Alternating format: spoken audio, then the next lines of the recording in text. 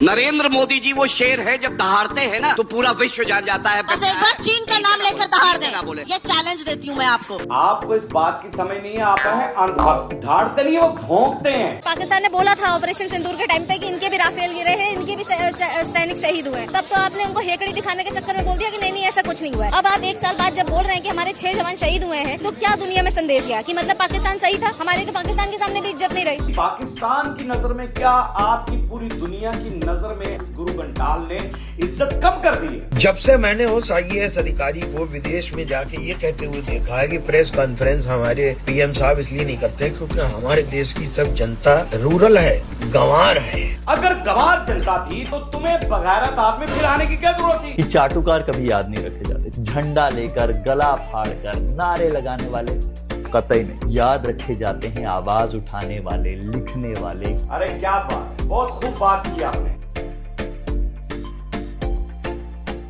अस्सलाम वालेकुम नाज़रीन, मैं हूं आपका अपना सरफराज विकी अल मशहूर सुसरा।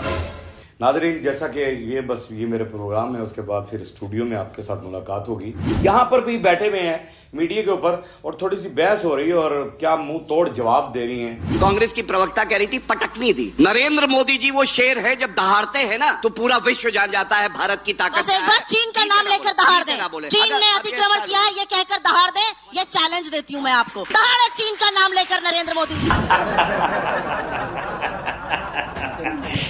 नरेंद्र मोदी जी जब धाड़ते हैं तो पूरे हिंदुस्तान को पता पूरी दुनिया को पता लग जाता है।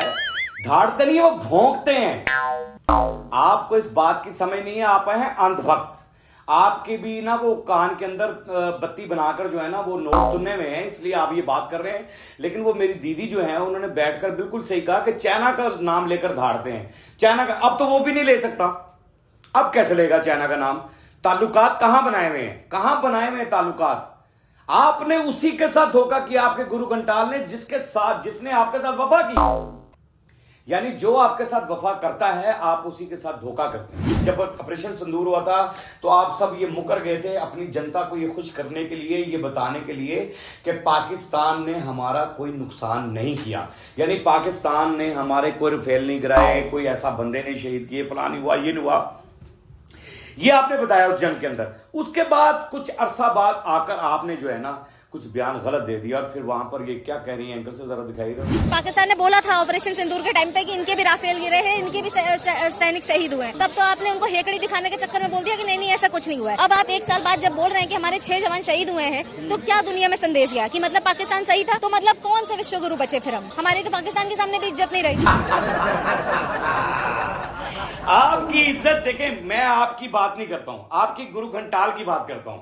आप बेटा, आप जो भी हैं, मेरी बहन है, मेरी बेटी है, मेरे बच्चों की तरह हैं। आप बहुत अच्छी बात कर रही हैं कि उस वक्त आपने इस बात को तस्लीम क्यों नहीं किया। आज आकर आप कहते हैं कि हमारे 6 जवान हैं जो वो मारे गए थे उस ऑपरेशन सिंदूर के अंदर। आज आकर आप बता रहे हैं, इससे पहले आपने नहीं बताया। यानी इस तरह के भी पाकिस्तान जो बोल रहा था वो बिल्कुल ठीक बोल रहा था। वो कह रहा है कि इस तरह तो हमारी नजर, पाकिस्तान की नजर में भी हमारी इज्जत आप कह रही है, लेकिन आपकी इज्जत कम नहीं हो रही है, आपके गुरु घंटाल की इज्जत कम हो रही है। हाँ, भारत की इज्जत यानी मुल्क की इज्जत, वो जो आप कहना चाह रही हैं, वो वाकई पाकिस्तान की नजर में क्या आपकी पूरी दुनिया की नजर में इस गुरु घंटाल ने इज्जत कम कर दी है।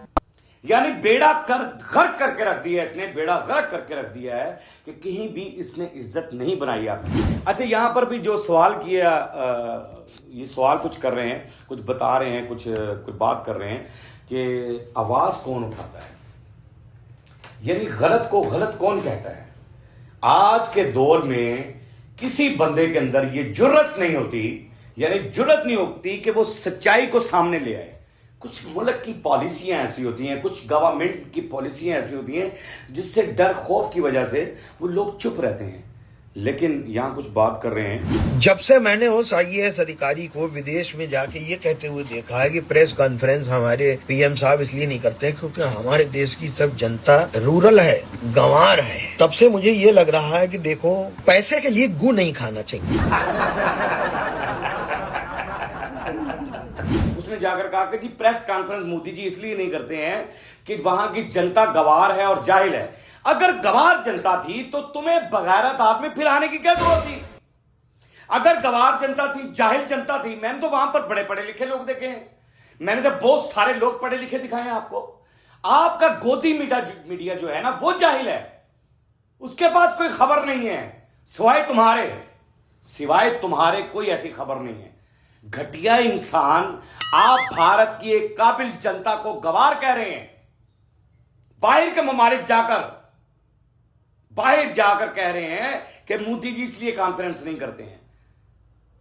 उल्लू के पट्टे, तुम्हारा प्रधानमंत्री जाहिल है, जिसके पास कॉन्फ्रेंस करने की हिम्मत ही नहीं है। क्या कॉन्फ्रेंस करेगा? सहाफी वहां पर सवाल करेंगे, एक चाय वाला, एक रंडवा, क्या वहां पर करेगा? सिवाय भौंकने के क्या करेगा वो? सिवाय बांदर पुने के क्या करेगा? प्रेस कॉन्फ्रेंस इसलिए नहीं करते हैं। आप गलत जाकर वहां पर वाप फुला रहे हैं। इंडिया के अंदर बहुत काबिल लोग हैं। अरे बच्चा काबिल है उनका। हां, कुछ अंध भक्त हैं जो गोबर और गौमूत्र पीते हैं, वो मैं कहता हूं गवार हैं। उनको आपने अवेयरनेस नहीं दी, आप लोगों ने आकर उनको बताया नहीं कि ये गंदगी है और ये अच्छा है, ये चीज है, ये आपने बताया ही नहीं, क्योंकि आप खुद गंदे थे और उन गंदे लोगों ने आपको चुन लिया। जो ज़हीन लोग हैं वहां के, जो अच्छे लोग हैं, उन्होंने आपको नहीं चुना। अच्छा, आगे भी कुछ बात कह रही हैं। सबसे बड़ा एंटी नेशनल और देश का दुश्मन कौन होता है? सबसे बड़ा देशद्रोही वही होता है जो सवाल नहीं उठाता, जो अंधविश्वास का पालन करता है, जो सत्ता को बिना प्रश्न किए स्वीकार करता है और जो जाति या राजनीतिक पार्टी की गुलामी करता है। बिल्कुल ठीक कहा आपने। जो गुलामी करता है, जो मीडिया जो गुलामी करता है, जो आवाज नहीं उठाता है, जो चाटू मीडिया, समझ ले यार, ये चाटू मीडिया ही तो है। चाट रहा है सब कुछ चाट रहा है, पांव से लेकर नीचे तक, ऊपर तक हर चीज चाट जाता है गोदी मीडिया। और ये चाटने के अलावा इनके पास मामले कोई नहीं है, सवाल तो कर ही नहीं सकते, बात तो उठा ही नहीं सकते। आवाज उठाने वाला तो कलम में बड़ी ताकत होती है, आवाज उठाने वाले में बड़ी ताकत होती है। मैं आगे दिखाऊंगा इंशाल्लाह आपको क्लिप, वो भी मेरे पास है। तो आवाज उठाने वाले लोग कौन होते हैं वो भी आपको दिखाऊंगा। आवाज उठाने वाले कौन लोग होते हैं? हमने जैसे कि आवाज उठाई थी अमन के लिए, हमने आवाज उठाई अमन के लिए। पाकिस्तान तारीख गवाह है और ये तारीख गवाह रहेगी हमेशा। मार का हक गवाह रहेगा, यानी हर चीज गवाह रहेगी कि पाकिस्तान ने आवाज उठाई अमन के लिए।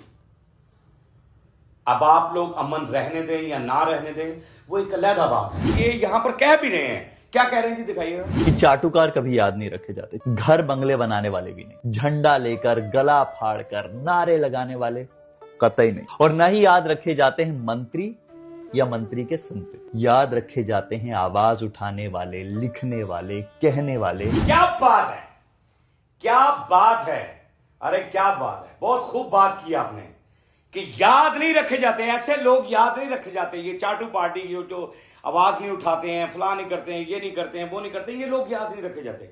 याद रखे जाते हैं लिखने वाले, याद रखे जाते हैं आवाज उठाने वाले, याद रखे जाते हैं, यानी तारीख इतिहास गवाह है, इतिहास गवाह है कि हमेशा उन लोगों को याद रखा गया, उन लोगों को याद रखा गया जिसने हक और सच के लिए आवाज उठाई, उसको याद रखा गया। जैसा कि हमें याद रखा जाता है, आज हमें याद रखा जा रहा है। हर जगह पे हमारे पाकिस्तान का जिक्र किया जा रहा है, हमारी पाक आर्मी का जिक्र किया जा रहा है, जैसे हमें याद रख, क्योंकि हमने आवाज उठाई।